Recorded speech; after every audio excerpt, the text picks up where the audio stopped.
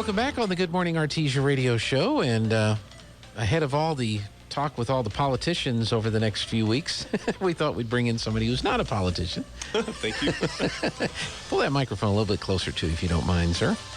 There we go. Cody Skinner, who is currently Assistant Superintendent of Elementary Education, but you've got under the new administration coming in with Thad Phipps going to be moving up to superintendent here in a few months when Mr. Knoll retires.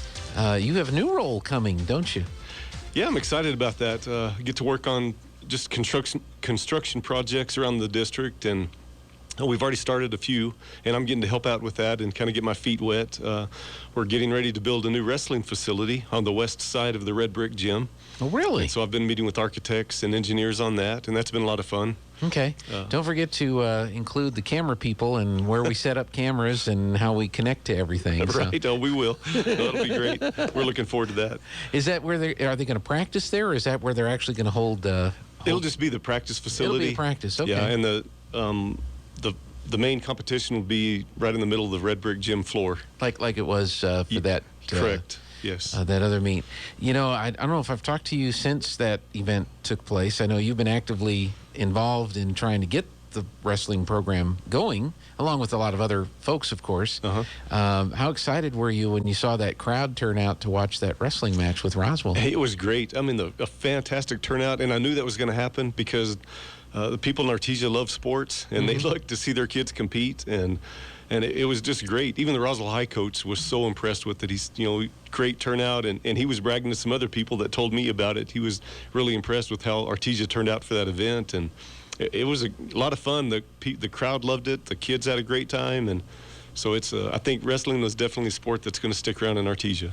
That's good because the school board accepted making it one of the sanctioned sports, if you will, along with the other sport activities. When is the wrestling season, if you will? When does that take place? It's during basketball season. It starts around the middle of November and it ends around the middle to the end of February. Mm-hmm.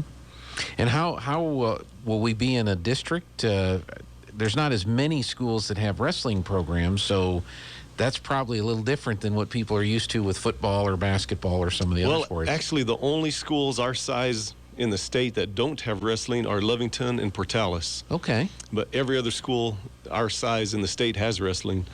So we'll be in the same district with Goddard. Actually, Silver City will be in our district. Also, the districts are enormous, so we'll have to travel to Silver City and Chaparral, Santa Teresa, Mayfield, a lot of those schools, Alamogordo, they're all going to be in our district. Oh, so wow. Got a large district, yeah. Okay. Well, that's got to be exciting. And with it now being a sanctioned sport, are you seeing some interest from more students who are inquiring about it, maybe want to be a part of the program? We haven't gone out and beat the hallways, and talked to a whole lot of kids about it, but we have already had some kids that are interested in doing it next year. Soon we'll be posting a position for a head coach. And we just have to find a teaching position for that person. So we don't know what else is going to happen over the summertime, but we'll be hiring a head coach, and that person will get out there and beat the hallways and try to drum up some interest in it and get the kids motivated to come out and give it a try. Well, how exciting is that? It is. It's very exciting. Yeah. Now, when Artesia wins their first state championship in wrestling, what will that logo look like when it goes up on the water tower? That's a great question, Gene. I don't know. Because you can kind of, if it's a stick and ball sport, it's usually represented by the ball. Right. Track, I think, has the winged foot. The bands or the musical ones have some kind of a musical note or instrument. But what would it be for wrestling? For wrestling, the main wrestling logo is one person standing behind another person, and he's throwing them backwards. So I don't know if that's about the only wrestling logo really I've ever seen. So yeah. I don't know if it would be something like that or not. That's a great question. We'll have to figure something out. We'll figure it out because, Artesia gets a lot of state championships and a lot of different athletic activities and extracurricular You know what we do? activities. And I've had a lot of coaches have asked about why doesn't Artesia have a wrestling team? And I said, we just never have. But there are so many great athletes that don't play basketball. They can't dribble and chew gum at the same time, but golly, they're tough and hardcore and are great athletes that would make a great wrestler.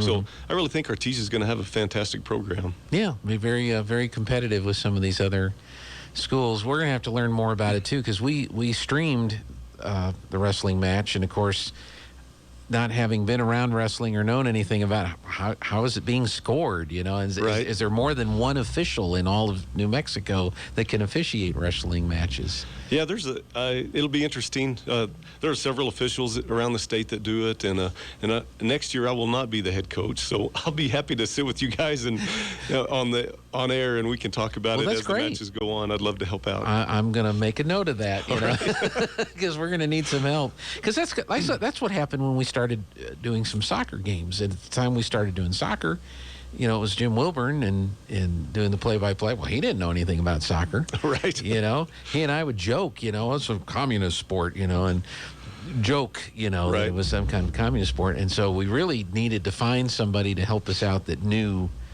the sport to talk about it when we did the broadcast. And so it'll be the same way with wrestling, because otherwise we'd just be, they're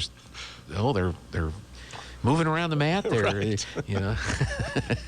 So we don't want to do that. Well, what else did you want to talk about today? Well, we've had quite a bit of stuff going on lately. Our elementary fine arts final performance was at the Red Brick Gym last week, and that's where our 3rd, 4th, and 5th grade kids, we draw names each semester, and those kids get to work for a few weeks on guitar.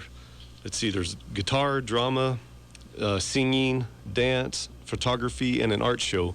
And they stay after school on Wednesdays, and they work in those areas, in that specific area. And the Estelle Yates Foundation pays for all of that and provides that opportunity for kids to get interested in the fine arts.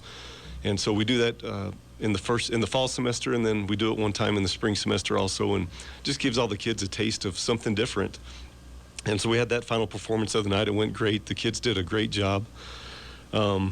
Yesterday, our 5th graders began their state testing. They started working on their science test, and I think that went really well. And then later on in the middle of April, all of our 3rd, 4th, and 5th graders will take their state test.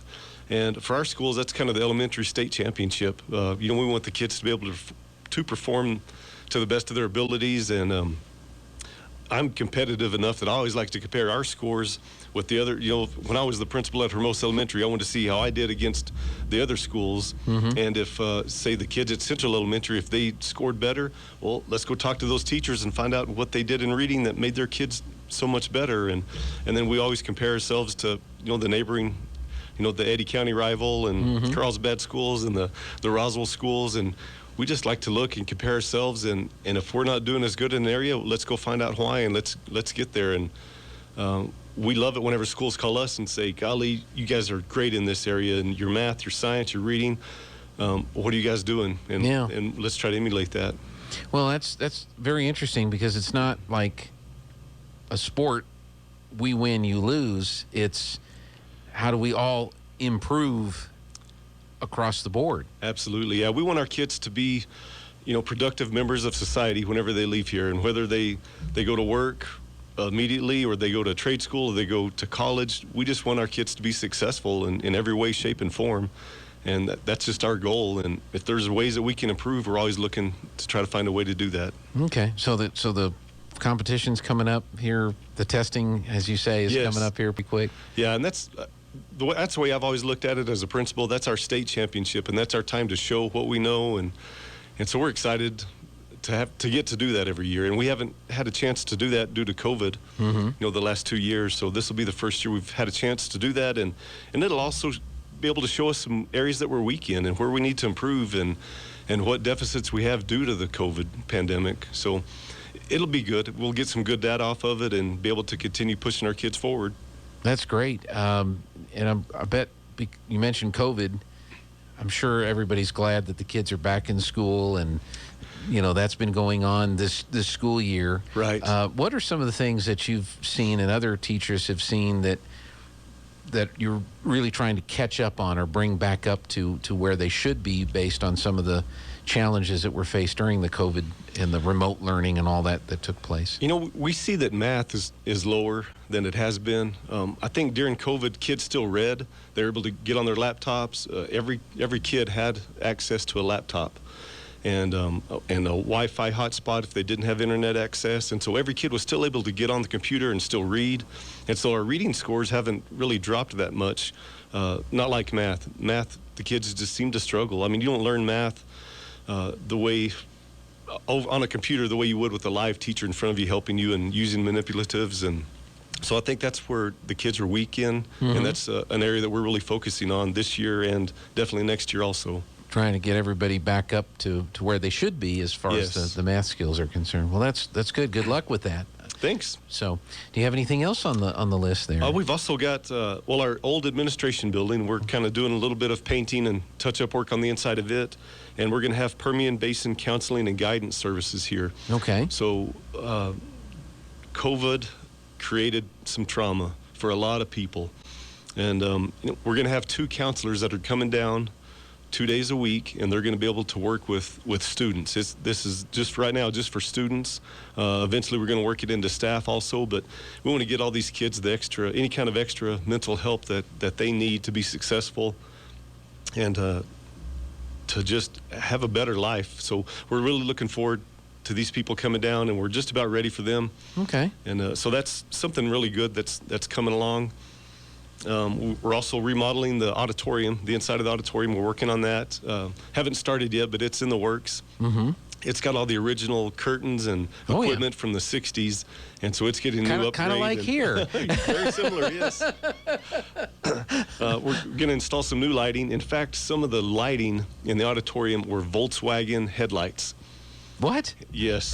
And so, those are harder to find now. So we're gonna upgrade with new LED lighting in the sound system and new curtains and Volkswagen headlights. Yeah, isn't that interesting? Wow. I guess some of this stuff is made out of unobtainium.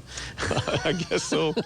So the new stuff is going in. That's fantastic. Yeah. So we're looking forward to that. The high school is going to get a brand new roof this summer, and we're hoping that we don't get. We're assuming that we're not going to get much rain like we normally do, but the high school will get a new roof this summer, and that's a major project, and we're in a time crunch for that one. So I mean, the day school's out, they're going to get started on it, and hopefully the day school starts back up, it'll be ready to go. Sure. But so those are some interesting projects we have going on around the district right now, and looking forward to the new changes. Very good. Looking forward to Tammy Davis. She'll be the next elementary superintendent. Okay. And looking forward to her coming on. So yesterday we were interviewing for the principal's position at Central Elementary for next year.